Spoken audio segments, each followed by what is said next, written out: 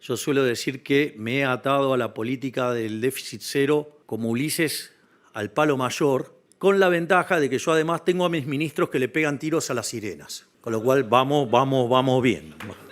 De recibir una economía que tenía un riesgo país de 2.900 puntos, hoy está ya llegando a 1.400. Los analistas ya lo están viendo que vamos camino a 1.000. Eso no es menor porque nos abre las posibilidades de ingresar al mercado de capitales. Nos han elevado la calificación crediticia. Los bonos que costaban $18 ahora cuestan $54 y los activos argentinos se han revalorizado muy fuertemente. Cuando hoy ven el dato del PBI, es cierto que en el primer trimestre cayó cerca de 4,5, pero también es cierto que los analistas esperaban que cayera 6. Es decir, estamos haciendo un ajuste mucho más fuerte que el que preveían los analistas y estamos cayendo menos. Y eso también alienta la idea de una salida en B corta. Apareció un dato muy interesante de la consultora Orlando Ferreres y es que el desestacionalizado de febrero dio positivo, con lo cual nosotros no nos ilusionamos con ese número, pero por lo menos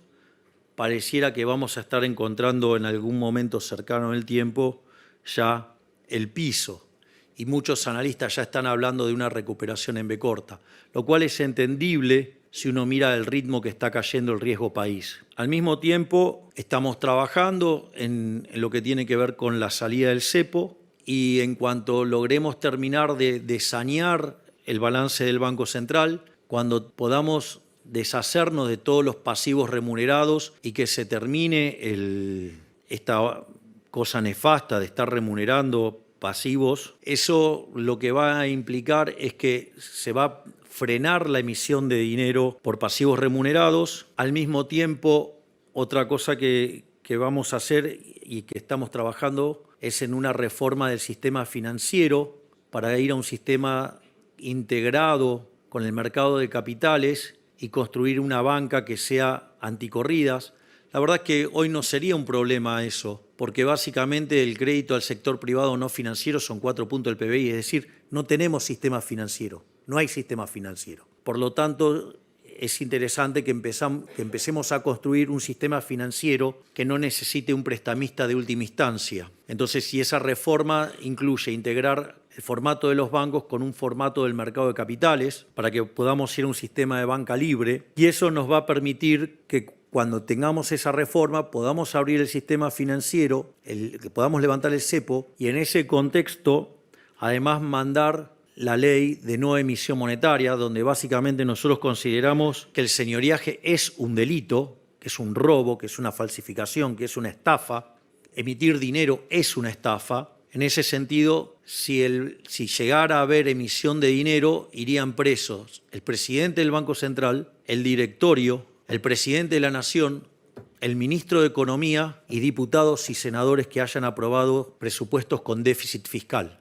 Obviamente ustedes me van a decir, sí, pero esto es Argentina y seguramente que después va a venir otro delincuente y va a cambiar las cosas y va a tirar esa ley, pero nosotros además le vamos a dar una categoría de imprescriptible, como si fuera un delito de lesa humanidad. Por lo tanto, sí puede venir un delincuente, cambiar estas condiciones y volver a las andadas de emitir dinero. Pero puede ser que después venga otro que diga, vos sos un delincuente, hiciste eso y los meta preso. Con lo cual nosotros vamos a ir a una solución de esas características para que se termine en Argentina esta estafa que es la emisión monetaria. Y obviamente que conforme podamos seguir avanzando en este sistema de banca libre, de sistema de mercado de capitales profundos que vayan hacia un sistema completo y hayamos frenado la emisión por redescuentos, la emisión por pasivos remunerados, la emisión para financiar el fisco, directamente tenemos tipo de cambio libre con la cantidad de dinero fija y si es necesario que ingrese más dinero al sistema, lo va a ingresar los propios agentes.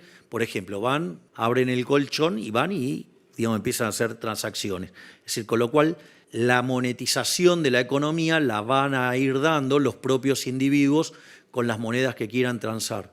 Aparte, competencia de monedas, o sea, tiene una consecuencia muy interesante y es que, por ejemplo, si ustedes están en el sector de petróleo, como Alejandro, puede hacer transacciones con sus pares del petróleo en WTI. O si están en el negocio del gas, pueden hacer transacciones con otros en BTU.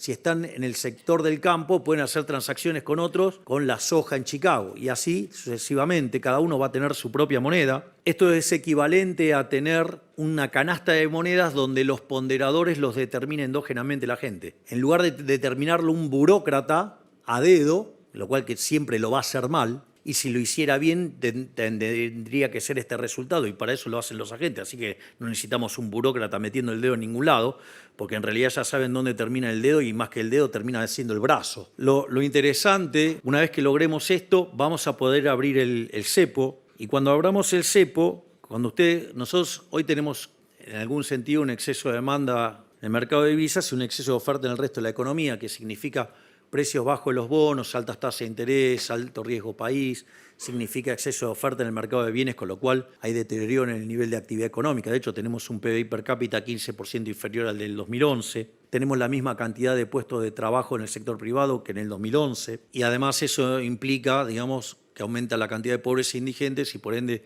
hay presión social para darle contención. Naturalmente, el momento en que uno cierra ese exceso de demanda en el mercado de divisas, se van a cerrar todos los otros excesos de oferta, lo cual va a implicar que el precio de los bonos va a subir, que la tasa de interés va a bajar, sí, que se va a cerrar el desequilibrio en el mercado de bienes con expansión económica, con mejoras en los salarios reales, con mejoras en el empleo, con caída de pobres e indigentes. Y ahí, digamos, la economía va a empezar a rebotar. Y a pesar de que las instituciones inmundas que tenemos, como la economía está muy descapitalizada como consecuencia de más de 20 años de populismo, aún así podemos crecer y generar crecimiento económico genuino y sin inflación. Y todo esto lo podemos hacer a pesar de la política, es decir, a pesar de todos los palos en la rueda, a pesar de todas las porquerías que nos hacen, pero ¿saben qué? Hay algo que es maravilloso. Algo que tampoco, digamos, el círculo rojo analógico no lo ve. Miren, todos los DNUs que se mandaron en Argentina, todos fueron destinados a generar regulaciones, o sea, quitar libertad de mercado, hacer mercados más concentrados, regalarle negocios a los amigotes, curros enormes y sobre todo cercenamiento de las libertades individuales. Digo, a punto tal, digamos, recuerden lo que hicieron en la pandemia, esta manga de delincuentes. Y sin embargo había gente aplaudiéndoles que nos encerraran. Ahí nadie, digamos, nadie se opuso a toda esa catarata de DNUs. Nuestro DNU es el primer DNU en la historia que devuelve libertades individuales, hace que los mercados sean más competitivos. Fíjense lo maravilloso en el tema de alquileres, ¿no? Digamos, o sea, no se podía conseguir una propiedad, nada. Se duplicó la cantidad de viviendas en alquileres. Los precios en términos reales cayeron de los alquileres, se expandió fuertemente ahora el mercado inmobiliario durante el mes de febrero. Es decir, mire las cosas interesantes que logra el DNU, que aún sigue vigente, pero que, digamos, tuvo un traspié en la Cámara de Senadores, que dicho sea de paso no es tan malo, porque si nosotros solo tenemos 7 senadores y tuvimos 25 votos, tan mal no nos fue. Hay una mejora, es decir, hay gente que está apostando al cambio, pero obviamente, como esto también toca curros de la política, evidentemente, como los políticos no quieren ceder sus curros, no quieren ceder sus privilegios, no quieren ceder nada, entonces prefieren hundir en la miseria a los argentinos con tal de mantener sus privilegios de casta. Por eso voltearon el DNU. Y esto es muy interesante, porque si yo le hubiera dicho que en 2 meses, 3 meses, íbamos a poder ordenar el espectro ideológico argentino, ustedes me hubieran dicho que estaba loco. Y después de lo que pasó con la ley de bases y lo que pasó con el DNU, es maravilloso en términos de principio de revelación. Dejaron todos los dedos sucios. Están por un lado los orcos, que son orcos, no pueden esperar otra cosa, digamos, que comportamiento de orcos, porque son orcos. Está la gente que verdaderamente quiere el cambio y están los farsantes delincuentes que dicen que quieren el cambio, pero en realidad se disfrazaron de querer el cambio, pero son tan delincuentes como los orcos, pero les da vergüenza estar con los orcos. Entonces, digamos, se esconden dentro de las formas y todas esas cuestiones, pero en el fondo son la misma porquería que los orcos. Y eso fue muy interesante porque quedó en evidencia. Tanto la votación en diputados, en los artículos en particular, como en el Senado el otro día, los dejó en evidencia. Hoy ustedes tienen que con el voto quedaron claros quiénes son los que están en contra del progreso, quiénes son los delincuentes, quiénes son los que están a favor del curro y del robo y que están en contra de devolverle la libertad a la gente, que están en contra de que haya mercados competitivos y que están en contra de dejar los curros para que para que devuelva la guita a la gente.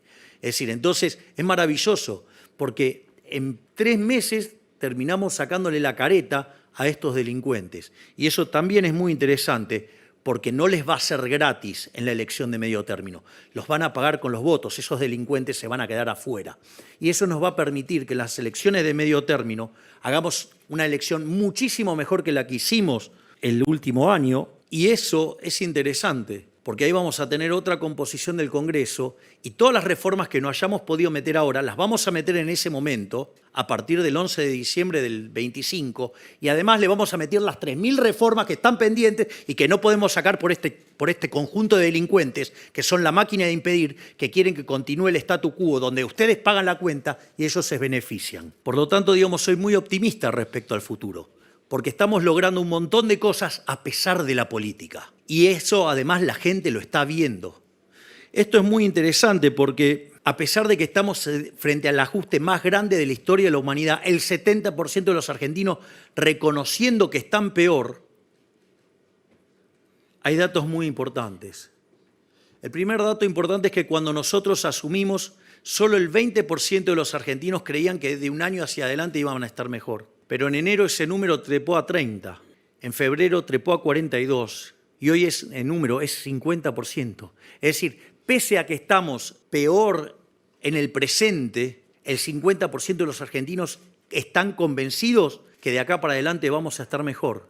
No solo eso, el 70% de los argentinos están convencidos que vamos a lograr derrotar la inflación, donde 50 puntos de ellos creen que lo vamos a hacer en el primer año y 20 creen que lo vamos a hacer en el segundo año. Y cuando ustedes además miran lo que está ocurriendo en términos de una palabra que represente el sentimiento de los argentinos, la palabra que aparece con mayor fuerza y domina fundamentalmente es esperanza. Es decir, la gente tiene esperanza, la gente está viendo que vamos a salir. Es decir, hay luz al final del camino y la gente la está viendo a pesar de que hoy la está pasando mal. Se dio cuenta que el populismo no lleva a ningún lado. Se dio cuenta que la solución es abrazando las ideas de la libertad. Y eso no es menor.